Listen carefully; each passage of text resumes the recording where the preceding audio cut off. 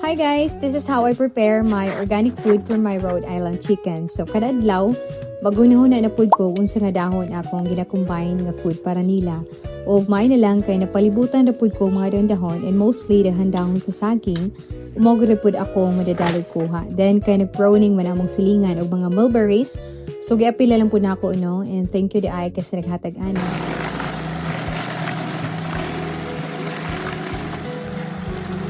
And honestly, ako kay niya ang tabang na ako akong vegetable crusher nga ako napalit kay manual feeding takes more effort good, whereas using these tools, it saves time nga. I remember before ako pa ning ginatadtad ug laylay-gid kay sa kamot no. Then ang kini akong gibuhat nga feeding is gradual transition. So ginihinay nako og mix ang feeds para ma-maintain ang healthy sa manok, so wala na ako sila bigla og diretsyo nga organic feeding kay posible mas tara sila og madawat ilang digestion. Well, thank you sa tanan sa paglantaw. Bye!